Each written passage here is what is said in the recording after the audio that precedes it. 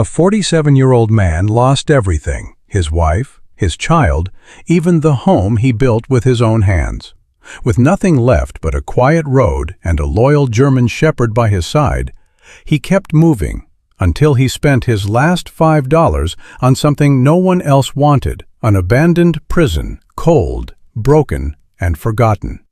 But what began inside those walls wasn't just survival. It was something no one could explain. Before we begin, if you want to know what happens next, take 2 seconds to sign up and let us know in the comments where you're watching from today. These stories survive because you're here. Cold wind dragged low clouds across an empty roadside town, and the sky felt too heavy for mourning. Ryan Cole stood beside a rusted payphone that no longer worked, his broad shoulders slightly hunched, as if the weight of something unseen pressed down on him. He was 47, tall and lean in the way of a man who had forgotten to eat regularly, his face angular with a sharp jawline softened only by uneven stubble that had grown in patches over several sleepless nights. His dark brown hair, once neatly kept, now fell loosely over his forehead, with strands of gray threading through it, catching the dull light. His eyes, once steady, people said, had become distant, as though they were always looking at something that no longer existed. There was no anger in them, no fire, only a quiet absence. He wore a faded denim jacket over a gray t-shirt, the fabric worn thin at the elbows, jeans dusted with dirt from the road, and boots that had seen too many miles. He did not look like a man traveling toward something. He looked like a man moving because stopping would mean remembering. Hunter sat a few feet away, watching him. The German shepherd was 6 years old, large and well-proportioned, with a thick coat of silver gray and white fur that shimmered faintly even under the dim sky. His back was a darker gray, almost charcoal, while his chest and neck were pale, giving him a striking contrast that made him stand out even in stillness. His amber eyes were sharp but calm, always alert, always reading the world around him. There was intelligence in the way he held himself, in the way he didn't bark unnecessarily, didn't move unless there was reason. He had once been trained. Ryan never talked about how, but what remained now was not obedience. It was loyalty. Hunter had learned the rhythm of Ryan's silence, the weight of his pauses, the nights when sleep didn't come. When Ryan didn't eat, Hunter wouldn't either. When Ryan walked, Hunter followed without command. And when Ryan stopped, staring into nothing, Hunter stayed close enough that their shadows touched. There had been a house once. It sat at the edge of a quiet neighborhood lined with maple trees that turned gold every autumn. It wasn't large, but it had been carefully built into something warm, something lived in. Ryan had fixed the porch himself after a storm one year, sanding the wood late into the evening while laughter drifted from inside. Sarah had stood in the doorway that night, her arms folded, pretending to be annoyed that he was still working. She was a woman of quiet strength, tall and slender, with soft blonde hair that she often tied loosely at the back of her neck, strands escaping to frame a face that carried both kindness and a certain stubborn resolve. Her skin held a natural warmth, sun-touched from years of tending a small garden behind the house. She had been the kind of person who spoke gently, but meant every word. Their daughter, Emily, had inherited her smile. She was 8, small for her age, with curious green eyes and a habit of asking questions Ryan didn't always know how to answer. She would sit on the porch steps, swinging her legs, watching him work as if he were building something magical. Ryan could still remember the sound of their voices. That was the problem. He remembered everything. The accident had not been loud in his memory, not in the way people expected. There were no crashing echoes replaying over and over. Instead, it came back in fragments. A red light, the curve of the road, Sarah turning slightly in her seat, saying something he didn't fully hear, Emily laughing at something small. Then nothing that made sense. When he woke up, the world had already decided what was gone. People came, spoke in careful tones, avoided certain words. Ryan didn't cry, not at first. Something inside him had closed, sealed tight like a door that refused to open. The funeral passed in a blur of hands on his shoulder, and voices that didn't stay long enough to mean anything. Afterward, the house became too large, too quiet. Every corner held something that shouldn't have been empty. The bills came next. Medical costs, repairs, things Ryan had never cared to understand before. He sold the house without walking through it one last time. He couldn't. After that, the world narrowed. Not in size, but in meaning. Ryan stopped answering calls. He left his job without explanation. The few people who tried to reach him eventually stopped. It wasn't that they didn't care. It was that they didn't know how to stand next to someone who had fallen so far inward. Ryan didn't blame them. He barely noticed when they were gone. Days blended into one another. He moved from town to town, never staying long enough to be known. Cheap motels when he had money. The back seat of his truck when he didn't. Meals became optional. Time became irrelevant. The only constant was the quiet, and the sound of Hunter's breathing nearby. That morning, standing beside the dead payphone, Ryan reached into his pocket and pulled out the last of his cash. A few crumpled bills. Coins he hadn't counted yet. He looked at them for a long moment, as if trying to decide whether they meant anything at all. Hunter stood and stepped closer. Ryan didn't look at him. "I don't know where we go next," he said quietly. The wind carried his voice away before it could settle. For a long time, neither of them moved. Then Ryan slipped the money back into his pocket, picked up his worn bag, and turned toward the empty road stretching ahead. Hunter fell into step beside him without hesitation. There was no destination waiting, only distance. And for now, that was enough. The road narrowed into gravel long before Ryan Cole saw the building, and by the time it finally emerged through the thinning line of trees, it did not look like something meant to be found. It stood alone in a clearing that felt forgotten by intention rather than time, a two-story structure of gray stone darkened by decades of weather. The air around it was still, as if even the wind had chosen to pass it by. Ryan slowed his steps without realizing it, his eyes scanning the structure with the instinct of a man who had once built and repaired things for a living, though he had not touched a tool in months.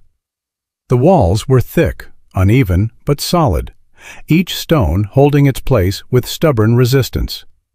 The windows were barred, iron-rusted but intact, not bent, not broken. The roof sagged slightly at the center, but it had not collapsed. That mattered more than anything else. Hunter moved ahead before Ryan did.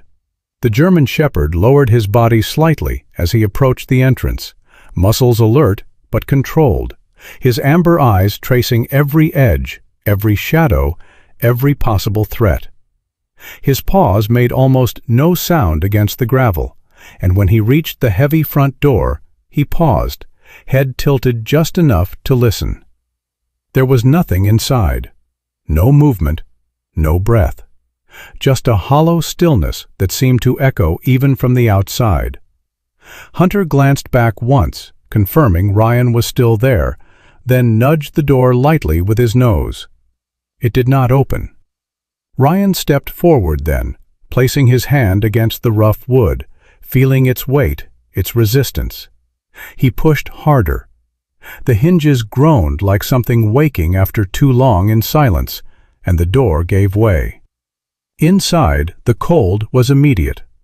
Not the sharp cold of winter air, but a deep, settled chill that lived in stone and did not leave.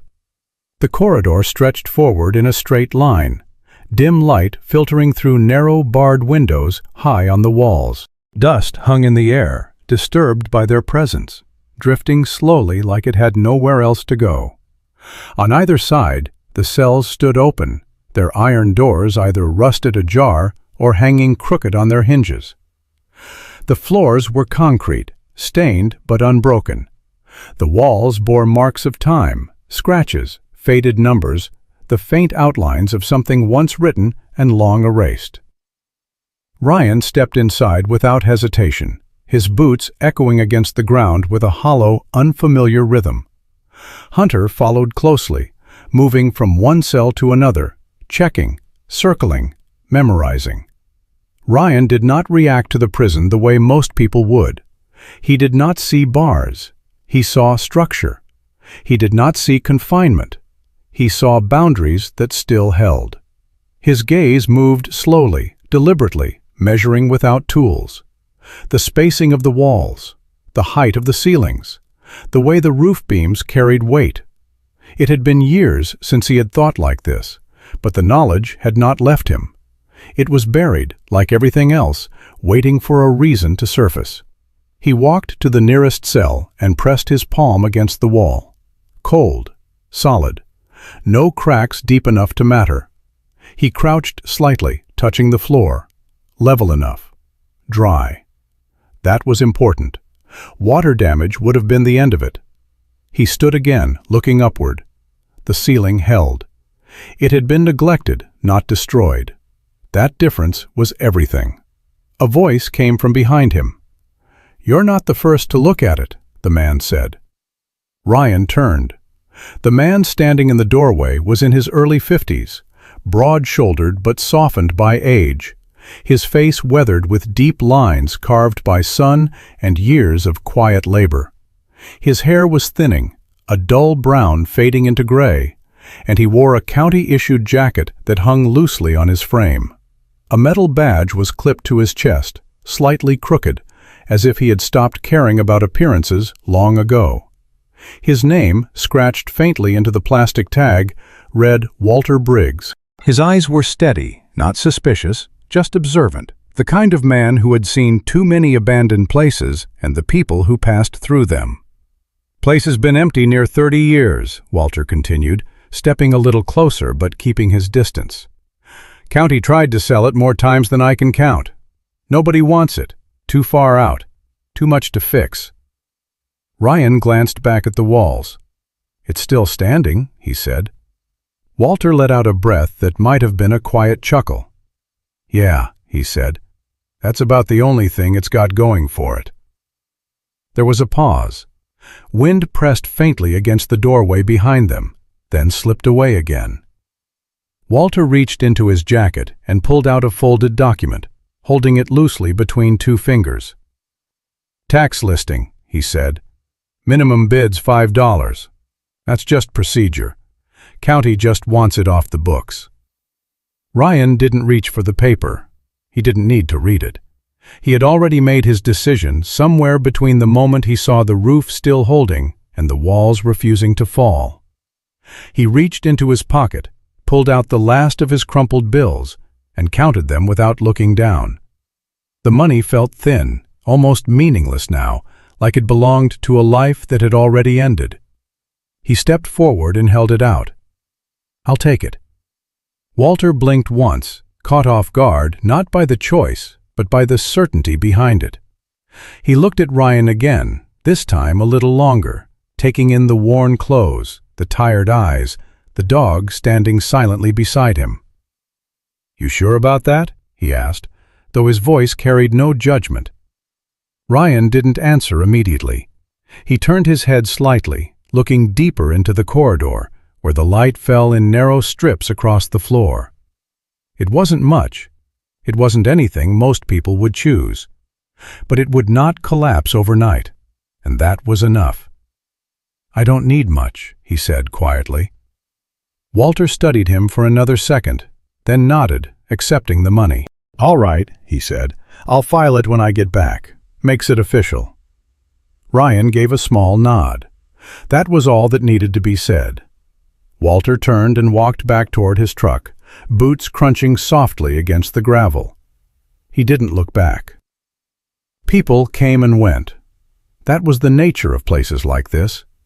But as he opened the door, he paused for a brief moment, glancing once over his shoulder at the man and the dog standing in the doorway of something that had outlasted everything else around it. Then he got in and drove away, the sound fading into distance.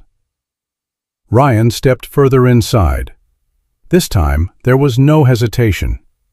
He walked down the corridor slowly, past the first few cells, until he reached one at the far end, where a narrow beam of light cut across the floor. Hunter entered first, circling once before lowering himself onto the cold concrete, his body finally relaxing.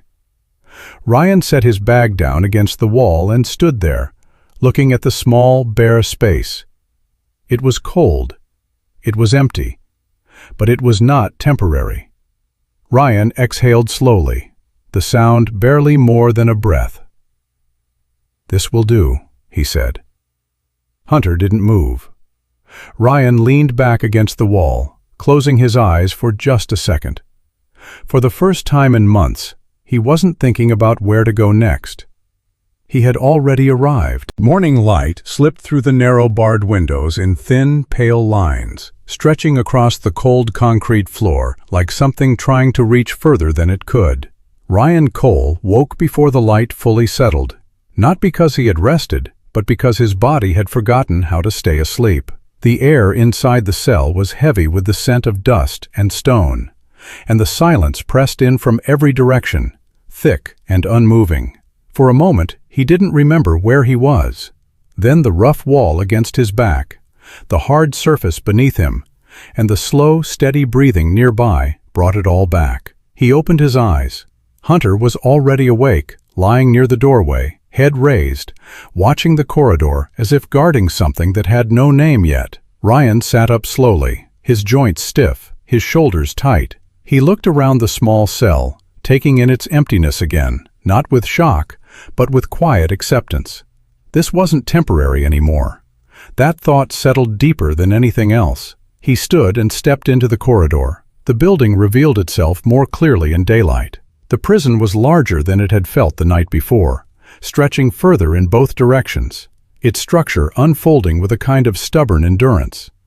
2 levels, rows of cells lining each side, a central corridor wide enough for 2 men to pass without touching shoulders. The back of the building opened into what had once been an exercise yard, now overgrown with dry weeds pushing through cracked earth. Ryan walked slowly, mapping it in his mind without effort. He noticed the things that mattered. The roofline where light leaked in, 2 weak points, maybe 3, the old piping along the walls, corroded but still intact enough to trace where water had once run, the electrical conduits, dead but not destroyed. He had not thought like this in months, but now it came back to him, piece by piece, like muscle memory that had waited patiently under the surface. Hunter followed closely. Whenever Ryan paused too long, the dog stepped closer, brushing lightly against his leg, not demanding attention, just reminding him of presence. It was a small thing, but it broke the stillness in a way that mattered. Ryan moved into the second cell on the right and stood there for a moment, looking at the iron bars that still sealed the front. They were thick, anchored deep into the stone. He reached out and gripped one, testing it. It didn't budge. He could leave them. It would be easier.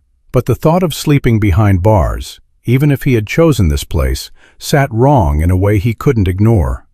It wasn't fear. It was something quieter, a refusal. He let go and stepped back. "I'm not sleeping in a cage," he muttered, more to himself than anything else.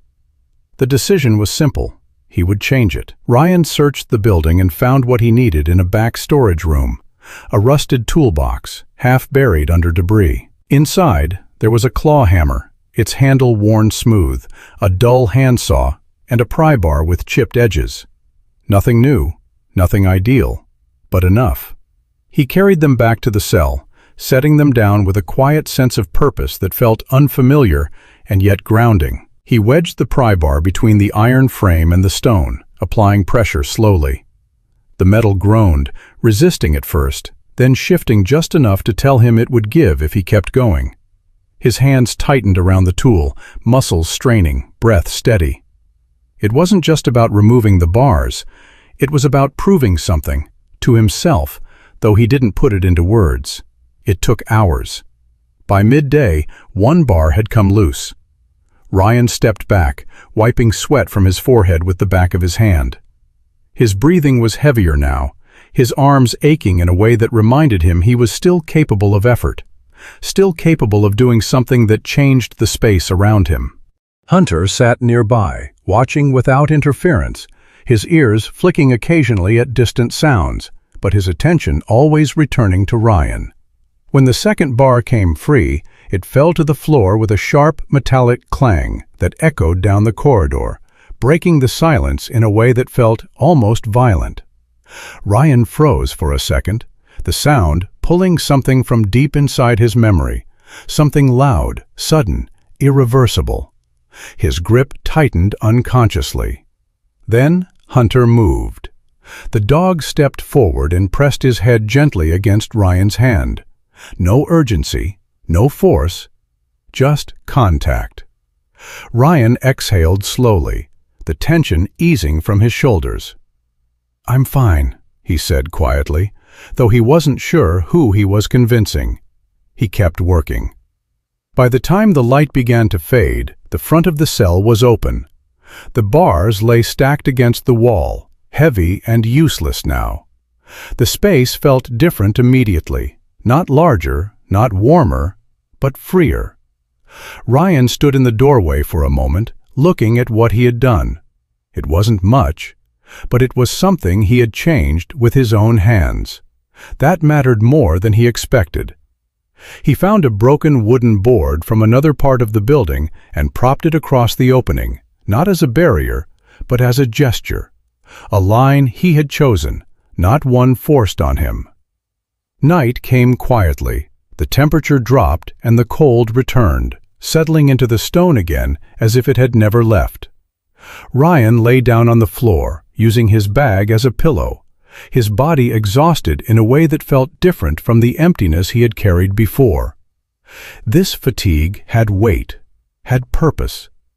Hunter lay near the entrance, positioned where he could see both Ryan and the corridor beyond. Outside, the wind moved faintly through the broken edges of the building, whispering through cracks and gaps. Inside, the silence remained, but it was no longer the same silence. Ryan stared at the ceiling, watching the faint shadows shift as the moonlight filtered through the high windows. For the first time since the accident, his thoughts did not spiral. They stayed still. Not healed, not gone, but contained. Hunter's steady breathing filled the space between them, quiet and constant, like a rhythm the building had never known before. Ryan closed his eyes slowly, not forcing sleep, just allowing the moment to exist as it was. The prison had not changed, but something inside it had begun to. And for the first time, Ryan was not just surviving the night. He was building something that might last beyond it. A pale gray afternoon settled over the prison, the sky pressing low as if it had something to say but no words left to give. Ryan Cole was working near the corridor entrance when he heard footsteps on gravel, slow, uneven, deliberate. Not the quick rhythm of someone passing by, but the careful weight of a man measuring each step. Hunter reacted before Ryan did. The German shepherd lifted his head sharply, ears forward, body still but alert, eyes fixed on the doorway. He did not bark. That, more than anything, told Ryan this wasn't immediate danger. Ryan straightened slowly, the pry bar still in his hand, his posture tightening out of instinct rather than fear. When the figure appeared in the doorway, framed by dull daylight, Ryan didn't move. The man standing there was old, though not fragile. He looked somewhere past 70, his body thin but upright, like something worn down without breaking. His face was lined deeply, the kind of lines carved not just by age, but by years of holding back more than speaking. His hair was white, cut short but uneven, as if he had done it himself with dull scissors. A gray beard covered his jaw, sparse in some places, thicker in others, giving him a rough, unfinished look. His clothes were clean but old, a faded brown coat too large for his frame, sleeves hanging past his wrists, and trousers that had been patched more than once. His eyes were the part that stayed with Ryan. They were not wild, not lost, just tired. Deeply, permanently tired. "My name's Thomas Reed," the man said, his voice dry but steady. He didn't step inside. He waited. Ryan said nothing at first. He lowered the pry bar slowly, but didn't put it down. Hunter moved forward, not aggressively, just enough to close the distance, his gaze fixed on Thomas. The dog circled once, then paused, studying him in a way that felt almost human. Thomas didn't flinch. He didn't reach out. He just stood there, letting the dog decide. After a moment, Hunter turned away, the tension leaving his body as he returned to Ryan's side. That was enough. "What do you want?" Ryan asked. Thomas glanced past him into the corridor. "I used to be here," he said. Ryan didn't respond. Thomas took a slow breath, as if choosing what to say carefully. 23 years, he added. "Cell down that way." He lifted a thin hand and pointed, not precisely, but with the certainty of someone who didn't need to see it to remember. Silence followed. The wind moved faintly through the open doorway, brushing against the walls, carrying the faint scent of dust and old stone. "I got out 3 years ago," Thomas continued. "Tried to live somewhere else. Tried to be normal." He let out a small breath that almost sounded like a laugh, but there was no humor in it. Didn't take. Ryan leaned slightly against the wall, watching him. "No one said it out loud," Thomas went on, "but they didn't need to. You can tell when people already made up their minds about you. Every room feels like this one, bars you can't see." He paused, looking down briefly at his hands, then back up again. "Out there, I'm still a prisoner, just without a place to stay." Ryan felt something shift, not in the building, but somewhere quieter, deeper. He didn't trust easily anymore. Trust had been something that belonged to a different version of him. But this wasn't about trust. This was recognition. Hunter moved again, stepping closer to Thomas, then sitting down just a few feet away, his posture relaxed, his attention no longer guarded. Ryan noticed that. He always noticed how Hunter responded to people. The dog didn't care about stories. He read something simpler, something more honest. "You can't stay here," Ryan said at last, his voice even. Thomas nodded immediately, as if he had expected nothing else. "I figured," he said. "Just needed to see it again. Thought maybe—" He didn't finish the sentence. He didn't need to. He turned slightly, as if preparing to leave. Ryan watched him for a second too long. Then he spoke again. "You don't sleep inside," he said. "Not yet." Thomas stopped. Ryan shifted his weight, looking past him toward the yard. "There's space out back, dry ground. You stay there tonight. Tomorrow, you help." Thomas turned back slowly. "Help?" he asked. "Fix things," Ryan said. "This place doesn't run on nothing." Thomas stared at him for a moment, something unreadable passing through his expression. Then he nodded once, not grateful, not relieved, just accepting. "I can work," he said quietly. "Used to do maintenance here. They had me fixing doors, pipes, whatever broke." Ryan gave a small nod. That made sense. "Then you stay," he said. That was all. Thomas stepped inside then, carefully, as if crossing a line that still meant something to him. He didn't look around like a visitor. He looked like someone returning to a place he had never fully left. Hunter stood, walked beside him briefly, then moved ahead down the corridor, as if guiding him without making it obvious. Ryan watched them both. For the first time, the building didn't feel empty. Not quieter, not easier, just different. And somewhere beneath the weight of it, something unfamiliar settled into place. Not trust, not yet, but the beginning of something that might become it. Rain came without warning that night, steady and cold, tapping against the stone walls in a rhythm that filled the long corridors more than silence ever had. Ryan Cole stood near the entrance, one hand resting against the rough wooden door, listening, not for danger, but for interruption. Hunter lay a few feet behind him, his silver gray and white coat rising and falling slowly with each breath, though his ears remained slightly raised, aware of something shifting beyond the walls. The knock, when it came, was quiet, not urgent, not demanding, just there. Ryan didn't move right away. His jaw tightened slightly, his eyes lowering for a moment as if the sound had reached deeper than it should have. For weeks, this place had been exactly what he needed: solid, quiet, untouched. A space that did not ask anything from him. A place where nothing changed unless he chose to change it. Another knock followed, softer this time. Hunter stood up. He didn't bark, didn't tense. He simply stepped closer to the door, head tilted slightly, listening in a way that felt deliberate. That alone made Ryan hesitate longer than he should have.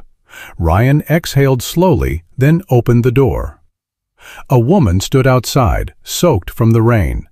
She looked to be in her late 20s, slender, her posture slightly drawn inward as if she had learned to take up as little space as possible.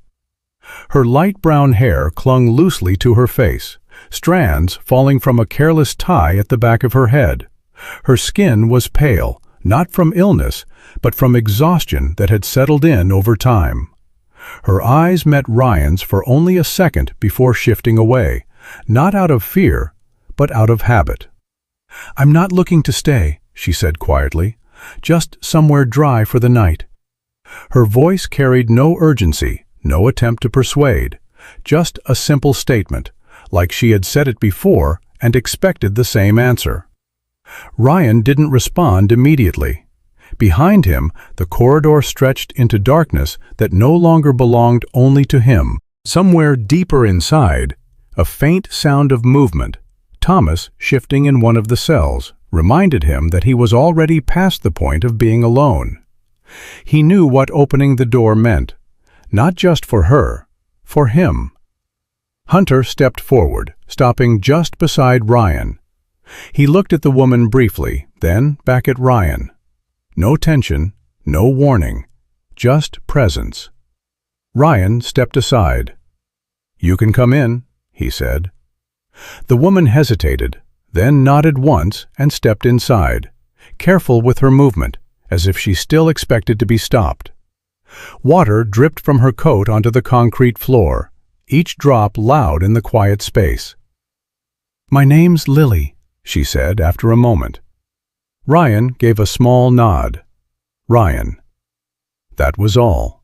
No questions, no explanations. He pointed down the corridor. "End of the hall. It's dry." Lily moved in that direction slowly, her steps light, almost cautious. She didn't look back. Hunter watched her until she disappeared into the dim light, then returned to his place near the entrance, settling down again as if nothing had changed. But it had. That night, the silence shifted. It wasn't broken, just shared. Ryan remained near the doorway longer than usual, listening to the faint sounds coming from deeper inside. A door closing, soft footsteps, movement that did not belong to him. Days passed. Lily kept to herself. She spoke little, moved quietly, but she did not remain idle. A cleared corner here, a sorted pile there. Small changes that didn't ask for recognition. Ryan didn't comment on any of it. Then, a few nights later, there was another knock. This time, Ryan opened the door faster. A man stood outside, older than Ryan, lean but weathered, his face lined with years spent outdoors. His beard was short and uneven, gray spreading through dark strands. His clothes were worn but practical, the kind of man who had learned to keep moving because stopping never led anywhere good. He didn't introduce himself right away. "Someone said there were people here," he said. Ryan looked at him for a moment, then stepped aside. That was enough. By the end of the week, there were more than one light inside the building. Not many, just enough to be seen from a distance. No one spoke about staying, no one made plans, but no one left either. And for the first time, the prison, built to keep people in, was quietly becoming a place where people chose to remain. The truck arrived just after midday, its tires grinding slowly over the gravel as it made its way toward the clearing. Ryan noticed it from a distance before anyone else did. He was standing near the entrance, adjusting a loose section of wood along the doorframe, his movements steady, controlled. Hunter lifted his head from where he lay in the shade, ears rising slightly as the unfamiliar sound cut through the quiet rhythm that had settled over the place in recent days. The vehicle stopped a few yards from the building. Two men stepped out. The first was in his mid-40s, tall, lean, dressed in a dark jacket over a light shirt, the kind of clothing that tried to stay practical without looking careless. His hair was short, dark with a touch of gray at the edges, and his face carried a composed, measured expression that did not shift easily. His eyes moved quickly, not missing much, but never lingering long enough to seem intrusive. The second man stayed closer to the truck, older, heavier set, arms folded, watching without speaking. The first man approached. "Daniel Hayes," he said, extending a hand. "County inspection." Ryan wiped his palm once against his jeans before shaking it briefly. "Ryan." Daniel glanced past him, toward the open doorway. There was no surprise in his expression, only confirmation. "We had a report this place wasn't empty anymore," he said. Ryan didn't respond. Inside, movement slowed. Lily had been clearing a small corner near one of the side cells. She stopped when she heard voices, her hands resting still against a folded cloth. The older man who had arrived a few nights ago stood further back, partially hidden by shadow, his posture quiet but attentive. No one stepped forward. No one left. Daniel took a few steps closer to the entrance, stopping just short of crossing inside. "How many people are staying here?" he asked. "Not many," Ryan said. Daniel gave a small nod, as if the answer matched what he had already seen. His eyes shifted briefly to the wiring near the doorway, then to the hinges, then to the uneven edges of the roofline above. "That's enough to make it a problem," he said calmly. Ryan's jaw tightened slightly. Daniel continued, his tone still even. "I'm not here to remove anyone, not today. But if people are going to stay here, this place needs work, proper exits, stable wiring, basic safety. Right now, it's not there." The words settled heavier than they sounded. Ryan had noticed the issues already. The exposed wires, the doors that didn't close right, the narrow passages that could trap more than protect if something went wrong. But until now they had just been part of the building. Now they were something else. A line. "And if it doesn't get fixed?" Ryan asked. Daniel met his gaze directly. "Then someone else will come, and they won't ask." Silence stretched between them. Hunter stood and moved closer to Ryan, his presence quiet but grounded, his body angled slightly toward the men but without tension. He watched, waiting, reading. Daniel glanced at the dog for a moment, then back at Ryan. "I'll give it some time," he said. "Not much, but enough." He stepped back, turning toward the truck without waiting for an answer. The older man followed him, climbing into the passenger seat. The engine started again, and within moments the vehicle disappeared down the gravel road, leaving the clearing just as quiet as before. But it wasn't the same quiet.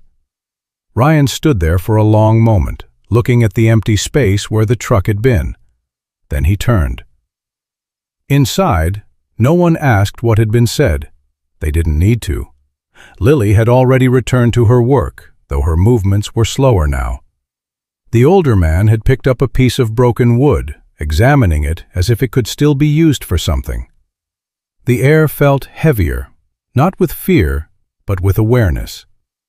Ryan walked down the corridor, his boots echoing softly against the concrete. Each room held something now. A bag, a piece of cloth, a small sign that someone had stayed long enough to leave a mark. He stopped halfway down the hall. A few weeks ago, this place had been enough because it stood. Now it had to do more. Hunter lay back down near the entrance as he always did, watching the same direction he had from the beginning. Ryan exhaled slowly. He could leave, walk away, go back to moving, back to silence that belonged only to him. That had been easier, safer. But he didn't move. Instead, he turned toward the wall where he had left his tools. "We'll fix it," he said quietly. No one answered, but no one questioned it either. And somewhere behind him, a light stayed on longer than it had the night before. The work began without anyone announcing it. Ryan woke earlier than usual the next morning, the first light barely touching the edges of the narrow windows. The air inside still held that deep, stone-cold chill, but it no longer felt empty. Somewhere down the corridor there was movement, slow, deliberate. Someone was already awake. Hunter rose when Ryan did, stretching once before stepping ahead of him, moving toward the entrance as he always did, checking the space before settling again. His silver-gray coat caught the thin light, and for a moment he looked almost unchanged from the first day they had arrived. Ryan stepped into the corridor. Lily was already there. She stood near one of the side rooms, brushing dust from a wooden surface they had dragged into place the day before. Her movements were quiet, steady, no longer hesitant. The exhaustion in her posture had softened, replaced by something more grounded. She didn't look up when Ryan passed, but she didn't step aside either. Further down, the older man who had arrived after her worked with a piece of broken frame, adjusting it carefully against a doorway that no longer aligned properly. His hands moved slowly, but with purpose, as if he had spent years fixing things that were never meant to last. No one spoke. They didn't need to. Ryan picked up the tools he had left against the wall. The weight felt unfamiliar at first, like something from a different life, but his hands remembered what to do. He moved toward the exposed wiring near the entrance, examining it again. This time not just as structure, but as something that had to hold. The work spread naturally. A loose hinge was tightened. A door that had once hung unevenly now closed with less resistance. Debris that had been pushed aside was cleared completely. It wasn't organized, it wasn't efficient, but it was happening. Days passed. The changes were small at first, almost unnoticeable unless someone had seen the building before. But they added up. One room became usable, then another. A corridor that once felt narrow and closed began to open. At night, the difference was clearer. Where there had once been a single light, there were now several, dim, uneven, but steady. Each one marked a space that had been claimed, not by ownership, but by presence. And sometimes there was another knock. Not every night, not often, but enough. Ryan never asked how they found the place. He didn't need to. Hunter always reacted first. Sometimes he would stand, ears forward, watching the door before the sound even came. Other times he remained still, signaling that whoever stood outside carried no threat. Ryan followed his lead more often than he realized. Each time the same pattern. A pause, a decision, a step aside, and the space changed again. When Daniel Hayes returned, it was quieter than before. He stepped out of the truck, his eyes scanning the building, taking in what had shifted. The door stood more firmly now. The wiring near the entrance had been secured. The pathway inside was clearer. He walked through the corridor slowly. No one stopped working. No one explained. He saw enough. At one doorway, he paused, watching the older man reinforce a frame. At another, Lily adjusted a small stack of supplies that had been sorted into something usable. Further down, Ryan worked without looking up. Daniel nodded once. "It'll hold," he said. That was all. He left the same way he had come, without making it official, without needing to. That evening, Ryan sat at the entrance. Hunter lay beside him, resting his head lightly against Ryan's leg, his presence unchanged in a place that no longer was. Inside, there were sounds now. Not loud, not crowded, just enough to fill the space between the walls. Ryan looked out at the empty road, then back toward the corridor behind him. For a long time, he had been moving without direction. Now, he had stopped. Not because he had found something better, but because this place, quietly, without asking, had become something worth staying for. No one called it home, but no one left. And that was enough. Sometimes, miracles don't arrive as light from the sky, but as a door you choose to open when it would be easier to walk away. God works quietly, through broken places, through tired hands, through love that refuses to close itself. If this story moved you, share it, leave a comment, and subscribe. May God bless and protect you always.